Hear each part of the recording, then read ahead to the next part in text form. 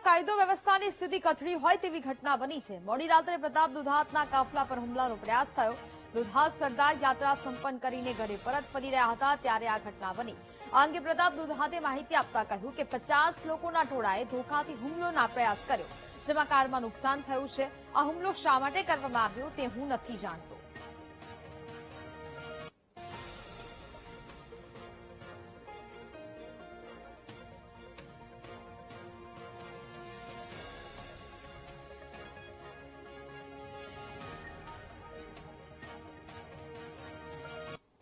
તો હુમલા પાછળ પ્રતાપ દુધાતે નબળી કાયદો અને વ્યવસ્થાને જવાબદાર ગણાવી છે। કોંગ્રેસ નેતા પ્રતાપ દુધાતે તંત્ર અને પોલીસ પર પ્રહાર કર્યા છે। અમરેલી જિલ્લામાં કાયદો અને વ્યવસ્થા ખાડે ગયાની તેમને વાત કરી।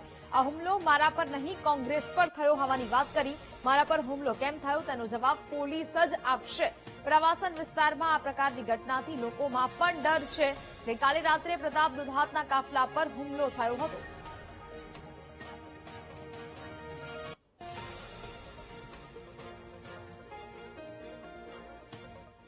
કાયદોની વ્યવસ્થા ખૂબ જ કથળી ગયેલી છે અને આ ટુરિસ્ટ એરિયાની અંદર આવા બનાવના કારણે ફોરેનરો જયારે આવતા હોય, મોદીજીનું સપનું છે, આ સપનું સાકાર અહીંયાની સરકાર જ થવા ન દેતી એવું મારું માનવું છે।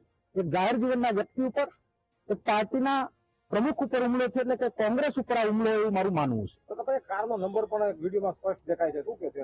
કારના વિડીયા પણ અમારી પાસે છે, અસામાજિક તત્વોની ભાષા પણ અમારી પાસે છે, જે મીડિયા ઉપર ચાલુ પણ રહ્યું છે ને મેં અત્યારે ડીએસપી ને પણ બધું સંભળાવ્યું ને બતાવ્યું છે। હવે આગળ કેટલી કાર્યવાહી કરે છે એ આવનાર સમય જ બતાવશે।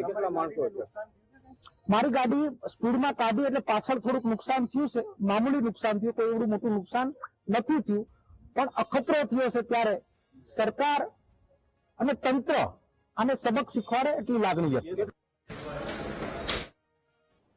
તો આ મામલે તેમની પીઆઈ સાથે પણ વાતચીત થઈ હતી, તેની એક ઓડિયો ક્લિપ સામે આવી છે, આવો સાંભળીએ। સુરેશભાઈ કેબી જાડેજા બોલું, પીઆઈ। જી સાહેબ બોલો। હવે તમે અહીંથી નીકળ્યા જી ત્યારે જે તમે એમ કહેજો ગાડી પર ધોકો બોકો માર્યો, શું કર્યું હતું? હાથ વડે એને માર્યો, પાઇપ ઉગામ્યો પણ પાઇપ એનાથી લાગ્યો નહીં ગાડી ઉપર, છટકી ગયો અને ગાડીમાં ધીકો માર્યો, એક સાઈડમાં ગોબો પડી ગયો છે। હાથ વડે માર્યો કે શેનથી માર્યો બહુ ખ્યાલ નથી, સ્પીડમાં મેં ગાડી કાઢી એટલે બરાબર ગોબો તો ગાડીમાં દેખાય છે। બરાબર, કેને માર્યો એ તમને ખ્યાલ છે? નહીં નહીં, એમાં તો એ ઓળખતા નથી, બરાબર, નંબર 1 બરાબર। નહીં કઈ વાંધો નહીં, કઈ વાંધો નહીં। તમે કેટલા વાગે નીકળ્યા, ક્યાંથી આવતા હતા? ટાઈમમાં 9:30 થી સોમનાથ થી આવતો છે। સોમનાથ થી તમે ભેગું કોણ હતું? સરદાર યાત્રામાંથી અમે રિટર્ન આવતા હતા, પ્રતાપભાઈ ને એમ હતા અને આ યાત્રામાંથી જ અમે આવતા। તમારી ગાડીમાં હતા પ્રતાપભાઈ? હા, મારી જોડે જ હતા, હું તમારી પ્રતાપભાઈ ભેગા જ હતા, બરાબર ને? અને પછી તમે બધા નીકળી ગયા અહીંયાથી? અને ઉભી જ નથી રહી, મેં તો ઊભી જ નથી શંકા રહી. લાગી મને, હા, રસ્તો થોડો ખરાબ હતો, ગાડી ધીમી હતી, હા।